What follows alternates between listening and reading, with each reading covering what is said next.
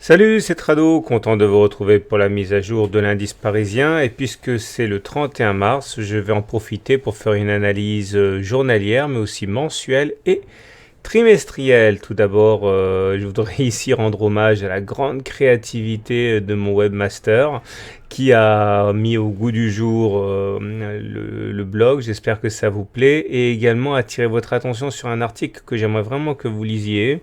C'est celui-là. Quel est l'intérêt de l'analyse technique? Quel est l'intérêt de mon travail? Quel est l'intérêt de mon site? Parce que il est important, ok, régulièrement de vous mettre en garde contre des attentes excessives vis-à-vis de l'analyse technique, hein. Et quand on voit ce qui s'est passé récemment sur GenFit, eh bien, je ne peux que renouveler mes appels à la prudence quand on boursicote. Voilà. Place maintenant aux fondamentaux. Et là, à ce niveau, ben, c'est pas mal. Ah, j'ai oublié de mettre les couleurs, en fait. C'est pas bon du tout. Désolé. Donc, faites pas attention au code couleur, hein. Donc, pour aujourd'hui, tout d'abord, on remarquera qu'il y a eu des dégagements prudents, hein, et beaucoup disent que finalement, au-delà des news qui ont été finalement assez neutres, hein, on se retrouve avec des dégagements suite à une hausse de près de 20% sur le premier trimestre. Donc c'est un record depuis 2009, hein. Donc il est normal pour certains que dans le cadre d'une gestion saine, certains gérants de fonds aient voulu sécuriser leurs gains, donc ils sont sortis. Par ailleurs, et ça c'est plutôt négatif, hein, au niveau de la zone euro, les chiffres montrent que l'inflation est plus faible que prévu. Ça c'est pas bon parce que si pour le consommateur c'est assez sympa, pour les entreprises ça veut surtout dire que eh bien, les marges sont menacées, hein, avec une inflation qui ronge les prix et qui risquent de déboucher de déboucher sur une déflation, hein. Et également, mauvaise nouvelle du côté de la zone euro avec l'absence d'accord entre Monsieur Tsipras et ses créanciers. Et on s'approche d'une date où les caisses de la Grèce seraient vides s'il n'y a pas de rallonge financière. Et comme il n'y a toujours pas d'accord, eh bien ça commence à inquiéter un petit peu les investisseurs. Par contre, aux États-Unis, une légère amélioration de la confiance du consommateur, mais encore une fois, les intervenants n'ont pas fait grand cas de tout ça, puisque l'essentiel, c'était pour eux de se dégager.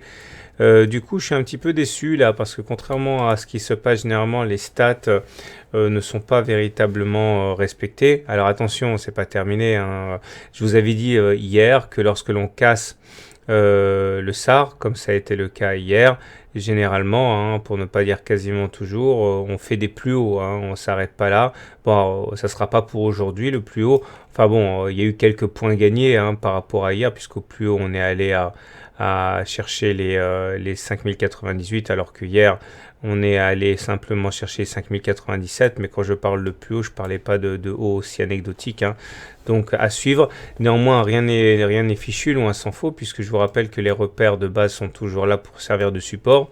La Tenkan à 5020, qui a déjà été sollicitée à plusieurs reprises avant de propulser les cours vers le haut. La Kijun en deuxième rideau, mais surtout avant ça, la moyenne mobile à 20 séances et le bas du canal bleu, canal noir, dont on peut espérer qu'il y aussi servira de trampoline. Enfin, pour l'instant, il n'y a aucune raison de ne pas penser que les supports joueront le rôle. En tout cas, c'est pas pour aujourd'hui. Aujourd'hui, c'était séance de dégagement. Les indicateurs techniques sont d'ailleurs assez décevants. Remarquez la hausse des volumes qui montre que la baisse du jour n'est pas fortuite, hein. Il y avait véritablement des dégagements. C'est pour ça que le scénario d'une sécurisation des gains du premier trimestre semble tout à fait valable.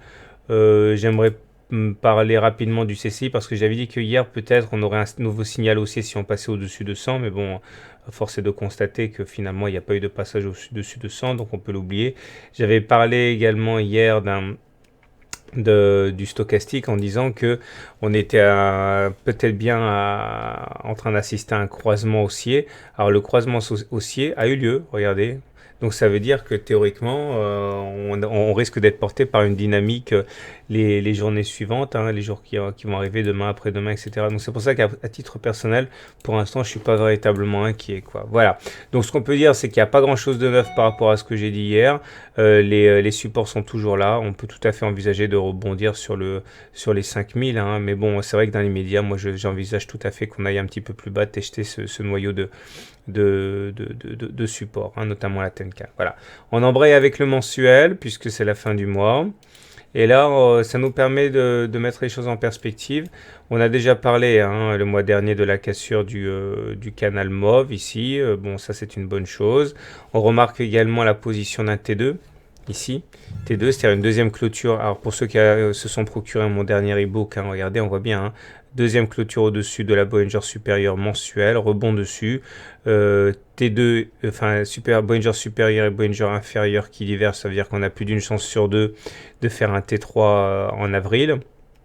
Et de manière plus générale, regardez, on est toujours en tendance haussière et on le sera tant qu'on sera au-dessus du nuage. Donc le plus important surtout, c'est de revenir sur le trimestriel pour voir où on en est. Et là, c'est très intéressant parce que vous voyez que finalement, tout ce à quoi on a assisté depuis 2011, cette belle hausse, eh bien, ne nous met pas véritablement à l'abri des mauvaises surprises, puisque regardez, on arrive sur le haut de ce triangle géant symétrique.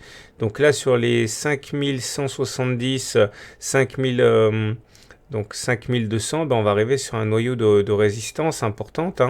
Ça va pas être facile à passer, mais la bonne nouvelle, c'est que là aussi, eh bien, on a fait un T1 trimestriel, c'est une clôture au-dessus de la Bollinger supérieure avec la Bollinger supérieure et la Bollinger inférieure qui divergent. Ça veut dire plus d'une chance sur deux au trimestre prochain, donc fin juin, de terminer au-dessus de la Bollinger supérieure. Donc ça, c'est pas mal. Mais bon, il n'empêche que ça va pas être facile à passer, cette histoire de 5200.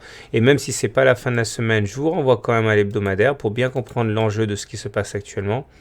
On est sur une méga zone de résistance ici que j'ai déjà signalé depuis 3 semaines et on a du mal à la passer. C'est ça qui nous bloque actuellement et ça correspond au plus haut de 2008, résistance très importante s'il en est qu'on avait déjà signalé. Je ne vais pas refaire les analyses précédentes, mais vous comprenez pourquoi on a du mal à monter encore. Voilà, je vous souhaite une bonne soirée, je vous souhaite de bons trades.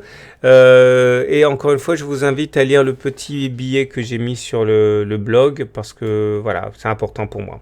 Voilà, à demain pour une mise à jour.